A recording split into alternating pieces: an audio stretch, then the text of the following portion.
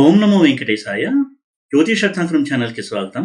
ఈ వీడియోలో ఒక జాతకంలో 11థ్ హౌస్‌లో ఉండేటువంటి ప్లానెట్స్ ఎటువంటి ఫలితాలిస్తాయి? లాభస్థానం అయినటువంటి 11థ్ హౌస్‌లో శుభగ్రహాలు కావచ్చు, పాపగ్రహాలు కావచ్చు ఎటువంటి ఫలితాలిస్తాయి? మంచి ఫలితాలు ఎక్కువగా ఉంటాయా? లేదా సమస్యలుంటాయా? ఎలా అర్థం చేసుకోవాలి? ఇలాంటి విషయాల్ని తెలుసుకుందాము. 11థ్ హౌస్‌ని లాభస్థానం అని కూడా అంటారు. అయితే ప్రధానంగా ఏ ఫలితమైనా సరే ఇచ్చేటువంటి దాంట్లో వృద్ధిని చూపిస్తుంది కాబట్టి దానికి లాభస్థానం అనే పేరు ఇవ్వడం జరిగింది. అయితే 11థ్ హౌస్ కూడా ఒక పాపస్థానంగానే మనం పరిగణించాలి. మ్యాలిఫిక్ హౌస్ 3, 6, 11 ఈ మూడు కూడా కొంతవరకు కష్టాలని, సమస్యల్ని సూచించేటువంటి హౌస్గానే మనం చూడాల్సి ఉంటుంది. కేవలం 6, 8, 12 కాకుండా 3, 6, 11 కూడా కొంతవరకు ప్రాబ్లమాటిక్ హౌసెస్గా మనం పరిగణించాలి. అయితే ఎందుకు పరిగణించాలి అనే దానికి కూడా ఒక రీజన్ ఉంది. ఎందుకంటే ఈ హౌసెస్లో ఉన్న ప్లానెట్స్ ఎప్పుడు కూడా సక్సెస్ని ఇచ్చినప్పుడు చాలా hard work, struggles, ups and downs, తీవ్రమైనటువంటి సమస్యలను ఎదుర్కొని అప్పుడు విజయాన్ని సాధిస్తారు. కాబట్టి ఆ దృష్టికోణంలో అవి కొంతవరకు మ్యాలిఫిక్ హౌసెస్గా చెప్పడం జరిగింది. అయితే 11థ్ హౌస్ అనేది చాలా ముఖ్యమైనటువంటి ఫలితాన్ని నిర్దేశించేటువంటి హౌస్. ఏ విధంగా అంటే 11థ్ హౌస్ అనేది ఆశయ సిద్ధిని సూచించేటువంటి స్థానము. ఒక వ్యక్తికి బలమైనటువంటి ఆశయాలు, కోరికలు ఉన్నప్పుడు అవి సిద్ధిస్తాయి లేదా అన్నప్పుడు 11థ్ హౌస్లో ఉన్న ప్లానెట్స్ 11th లార్డ్ యొక్క స్థితి, ఆ గ్రహాల యొక్క దశ వచ్చినప్పుడు ఆశయ సిద్ధి ఎంతవరకు ఉంటుంది అనేది మనం పరిశీలించవచ్చు. అయితే సాధారణంగా 11th హౌస్లో పాపగ్రహాలు ఎక్కువగా శుభ ఫలితాలను ఇస్తాయి అంటారు. అయితే శుభగ్రహాలు కూడా 11th హౌస్లో ఉన్నప్పుడు మంచి ఫలితాలే ఇస్తాయి. 11th హౌస్ అనేది ఇందాక చెప్పినట్టుగా స్ట్రగుల్స్ని సూచించే హౌస్ కూడా. అంటే 11th హౌస్లో ఉన్నప్పుడు ఒక ప్లానెట్ జీవితంలో సక్సెస్ని సాధించేటప్పుడు, ఆశయ సిద్ధిని సాధించేటప్పుడు ఎన్నో ఒడిదుడుకులు ఎదురవుతూ ఉంటాయి. ఇటువంటి అడ్డంకులను ఎదుర్కొనేటువంటి శక్తి పాపగ్రహాలకి సాధారణంగా నైసర్గికంగా ఉంటుంది. అంటే వాటి స్వభావం రీత్యా కూడా వాటికి అటువంటి శక్తి ఉంటుంది. ఉదాహరణకి కుజుడు ఎటువంటి అవరోధాలు వచ్చినా కానీ ధైర్యంగా ఎదుర్కొని ముందుకు వెళ్ళగలరు. కాబట్టి ఇటువంటి పాపగ్రహాలు 11th హౌస్లో ఉన్నప్పుడు ఎన్ని కష్టాలు వచ్చినా ధైర్యంగా ఎదుర్కొని సక్సెస్ని సాధిస్తారు శుభగ్రహాల కంటే. శుభగ్రహాలు ఉన్నప్పుడు ఎక్కువగా మానసికంగా కుంగిపోవడం కావచ్చు, ఎక్కువ శ్రమ పడాల్సి రావడము, ఇటువంటి ఒక ధోరణి అనేది ఉంటుంది.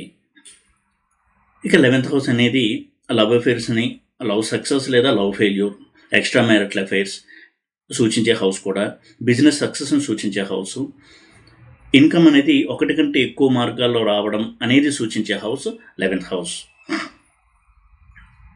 ఎల్డర్ బ్రదర్ అంటే అన్నగారిని సూచించే హౌస్, ఎల్డర్ సిస్టర్ అక్కగారిని సూచించే హౌస్, ఇవన్నీ కూడా 11th హౌస్గా మనం చూడొచ్చు. ఇక 11th హౌస్లో కనుక గ్రహాలు ఉండి పాజిటివ్ అండ్ స్ట్రాంగ్గా ఉన్నప్పుడు అటువంటి గ్రహాల దశలో శుభ ఫలితాలను ఎక్కువగా అందుకుంటాడు. అయితే వక్రించిన గ్రహాలు, నీచలో ఉన్న గ్రహాలు కొంతవరకు ఆ ఫలితాల ఇంటెన్సిటీ అనేది తగ్గిస్తాయి. ఇక 11th హౌస్లో ఉన్నటువంటి గ్రహాలు అస్తంగత్వం చెందినప్పుడు కూడా ఇచ్చేటువంటి శుభ ఫలితాల యొక్క తీవ్రత అనేది తగ్గుతుంది. ఇక 11th హౌస్లో కొన్ని ప్లానెట్స్ ఎగ్జాల్టేషన్లో ఉన్నప్పుడు, ఉదాహరణకి అంటే ఉచ్చస్థితిలో కనుక 11th హౌస్లో కనుక ఉన్నట్టయితే ఎటువంటి ఫలితాలు ఇస్తాయి అని చూసినప్పుడు, మేషం అనేది రవికి ఉచ్చస్థానము. మిథున లగ్నానికి 11th హౌస్లో తృతీయాధిపతి అయినటువంటి రవి ఉచ్చలో ఉంటాడు. దీనివల్ల వారికి కెరీర్లో సక్సెస్, రైజు, బిజినెస్ సక్సెస్ ఇవన్నీ కూడా ఇస్తాడు రవి 11th హౌస్లో ఎగ్జాల్ట్ అయ్యి ఉండి. అలాగే కర్కాటక లగ్నానికి లగ్నాధిపతి అయిన చంద్రుడు 11th హౌస్లో ఉచ్చలో ఉంటాడు. ఇది కూడా అన్ని విధాలుగా రాజయోగ ఫలితాలను ఇచ్చేటువంటి ప్లేస్మెంట్. ఇక కన్యా లగ్నం విషయానికి వచ్చినట్టయితే కన్యా లగ్నానికి 11th హౌస్ అయిన కర్కాటకంలో గురువు అంటే 4th lord and 7th lord అయిన గురువు ఉచ్చలో ఉంటాడు. కాబట్టి వీరికి ఎడ్యుకేషన్ చాలా బాగుంటుంది, బిజినెస్లో సక్సెస్ని చూస్తారు. కానీ చాలా ప్రతికూల పరిస్థితుల్ని దాటుకుని అప్పుడు సక్సెస్ని వీరు అందుకుంటారు. అదేవిధంగా వృశ్చిక లగ్న విషయానికి వచ్చినట్టయితే 11th లార్డ్ అయిన బుధుడు 11th హౌస్లోనే ఉచ్చలో ఉంటాడు. కాబట్టి ఇది వ్యాపార విజయాలకి, ప్రబలమైన ధనయోగాలకి చాలా మంచి ప్లేస్మెంట్గా మనం చూడొచ్చు. ఇక ధనులగ్న విషయానికి వచ్చినట్టయితే 2nd lord and 3rd lord అయినటువంటి శని 11th హౌస్ అయిన తులలో ఉచ్చలో ఉంటాడు. దీనివల్ల చాలా కష్టపడి సెల్ఫ్ ఎఫర్ట్స్తో స్వయం కృషితో జీవితంలో ఉన్నత స్థానానికి చేరుకోవడము, ఇటువంటి చాలా మంచి ఫలితాలని అందుకుంటారు. ఎందుకంటే 11th lord second lord connection, second lord and 11th lord రిలేషన్లో ఉన్నట్టయితే అది చాలా మంచి ధనయోగము. ఈ సందర్భంలో సెకండ్ లార్డ్ అయినటువంటి శని 11th హౌస్లో ఉచ్చలో ఉంటాడు కాబట్టి చాలా మంచి ఫలితాలని అందుకుంటారు. అలాగే మీనలగ్నం విషయానికి వచ్చినట్టయితే కుజుడు second lord and 9th lord అయిన కుజుడు 11th హౌస్ అయిన మకరంలో ఉచ్చలో ఉంటాడు కాబట్టి అద్భుతమైనటువంటి ధనయోగాన్ని అందుకుంటారు ఆ జాతకులు. అలాగే వృషభ లగ్నం విషయంలో లగ్నాధిపతి షష్టాధిపతి అయినటువంటి శుక్రుడు 11th హౌస్ అనే మీనంలో ఉచ్చలో ఉంటాడు. ఇది కూడా ధనయోగానికి చాలా బాగా సహాయపడేటువంటి ప్లేస్మెంట్. ఇక 11th హౌస్లో నీచలో కనుక గ్రహాలు ఉన్నట్టయితే, ఉదాహరణకు మిథున లగ్నమే తీసుకున్నట్టయితే 8th lord and 9th lord అయినటువంటి శని 11th హౌస్ అయినటువంటి మేషంలో నీచలో ఉంటాడు. దీనివల్ల ఏంటంటే వారు చాలా కష్టపడి వారి యొక్క కెరియర్లో పైకి ఎదగాల్సి ఉంటుంది. ప్రతికూల పరిస్థితులు ఎక్కువగా ఉంటాయి. ఎప్పుడు కూడా చాలా బాధ్యతాయుతంగా మెలుగుతూ తమ యొక్క జాబ్లో తమ కర్తవ్యాలు నిర్వర్తిస్తూ ఉంటారు. ఇచ్చేటువంటి యోగాన్ని కొంచెం స్లోగా ఇస్తాడు శని 11th హౌస్లో ఉన్నప్పుడు ఈ లగ్నానికి. ఇక కన్యా లగ్నం విషయానికి వచ్చినట్టయితే 11th హౌస్లో కుజుడు నీచలో ఉంటాడు. 3rd and 8th లార్డ్ అయిన కుజుడు నీచలో ఉంటాడు కాబట్టి కొంతవరకు ఆర్థికపరమైనటువంటి ఇబ్బందులు, ఒడిదుడుకులు ఇవన్నీ దాటుకుని వీరి జీవితంలో సక్సెస్ని చూస్తారు. అలాగే వృశ్చిక లగ్నం విషయంలో కూడా 11th హౌస్లో శుక్రుడు నీచలో ఉంటాడు. 7th lord and 12th lord అయిన శుక్రుడు నీచలో ఉంటాడు కాబట్టి కొంతవరకు వైవాహికపరమైనటువంటి సమస్యలు, లవ్ ఫెయిల్యూర్స్, మ్యారేజ్లు కూడా ఎక్కువ డిస్టర్బెన్సెస్ ఇవన్నీ ఉండేటువంటి అవకాశం ఉంటుంది. అయితే ధనయోగానికి ఇది మంచి ప్లేస్మెంట్. ఇక ధనుర్లగ్నం విషయానికి వచ్చినట్టయితే 11th హౌస్ అనేటువంటి తులలో 9th లార్డ్ అయినటువంటి రవి నీచలో ఉంటాడు కాబట్టి కొంతవరకు వారి యొక్క కెరియర్లో సెటిల్మెంట్ కావచ్చు, జీవితంలో సెటిల్మెంట్ కొంచెం అయినా కానీ సెటిల్మెంట్ అనేది ఉంటుంది. ధనయోగాన్ని, రాజయోగాల్ని ఇస్తాడు రవి. ఇక మకర లగ్నం విషయానికి వచ్చినట్టయితే 11th హౌస్ అయినటువంటి వృశ్చికంలో 7th లార్డ్ అయినటువంటి మూన్ అంటే చంద్రుడు నీచలో ఉంటాడు కాబట్టి కొంతవరకు వైవాహికపరమైన సమస్యలు, ఇద్దరి మధ్య అండర్స్టాండింగ్కి కొంత టైం పట్టడము, ఇటువంటి రిజల్ట్స్ మనం ఎక్స్పెక్ట్ చేయొచ్చు. ఇక మీనలగ్నం విషయంలో 11th హౌస్ అనేటువంటి మకరంలో గురువు నీచలో ఉంటాడు. లగ్నాధిపతి, రాజ్యాధిపతి అయిన గురువు 11th హౌస్లో నీచలో ఉంటాడు కాబట్టి కొంతవరకు కెరియర్ స్లోగా స్టార్ట్ అయ్యి కష్టపడి పనిచేసి తమను తాను ప్రూవ్ చేసుకున్న తర్వాత వృద్ధిలోకి రావడం అనేది జరుగుతుంది. ఇక కొన్ని లగ్నాలకి 11th హౌస్ అనేది బాధక స్థానంగా చెప్పబడింది. చరరాశులకి అంటే చరరాశుల్లో లగ్నం ఉన్నటువంటి జాతకాలకి 11th హౌస్ అనేది బాధక స్థానం అవుతుంది. 11th లార్డ్ బాధకుడు అవుతాడు. బాధక స్థానంలో ఉన్న ప్లానెట్స్ కూడా కొంతవరకు ఇబ్బందిని కలుగజేస్తాయి. అంటే మేష లగ్నము, కర్కాటక లగ్నము, తులా లగ్నము, మకర లగ్నము ఇవి చరరాశులు కాబట్టి ఈ లగ్న జాతకులకి 11th హౌస్లో ఉన్న ప్లానెట్స్ కొంతవరకు ఇబ్బందిని కలిగజేస్తాయి, కానీ యోగం అయితే ఇస్తాయి. అలాగే 11th హౌస్లో కనుక ఉన్న గ్రహాలు వక్రించి ఉన్నట్టయితే ఇచ్చేటువంటి యోగ ఫలితాల్లో ఒడిదుడుకులు ఎక్కువగా ఉంటాయి. ప్రతికూల పరిస్థితులు దాటుకుని ఎంతో స్ట్రగుల్స్ని ఫేస్ చేసి పోరాడి విజయాన్ని సాధిస్తూ ఉంటారు. ఇక ఒక్కొక్క గ్రహం 11th హౌస్లో ఉంటే ఎటువంటి ఫలితాలను ఇస్తుంది అనేది క్లుప్తంగా చూసినట్టయితే రవి కనుక 11th హౌస్లో ఉన్నట్టయితే వారు చాలా సంపన్నులుగా ఉంటారు. ఎప్పుడు సక్సెస్ వారు వెంట ఉంటుంది. సమాజంలో ఉన్నత స్థానానికి చేరుకుంటారు. వారి యొక్క అన్నగారు కూడా మంచి పొజిషన్లో ఉంటారు. దీర్ఘాయుర్దాయం ఉంటుంది. అలాగే కొంచెం శ్రమ పడినా కానీ విజయాన్ని అందుకోవడము, స్థిర చరాస్తులు బాగా ఉండడము, ఇటువంటి చాలా మంచి రిజల్ట్స్ని ఇస్తాడు రవి 11th హౌస్లో. ఇక చంద్రుడు కనుక 11th హౌస్లో ఉన్నట్టయితే సంపన్నులుగా ఉంటారు, దీర్ఘాయుర్దాయం ఉంటుంది, చాలా మంచి క్యారెక్టర్ ఉంటుంది. వారి యొక్క క్యారెక్టర్ అనేది ఉత్తమ గుణాలు, ఆదర్శ భావాలు కలిగిన వ్యక్తులుగా ఉంటారు. బిజినెస్ సక్సెస్ని చూస్తారు. అదేవిధంగా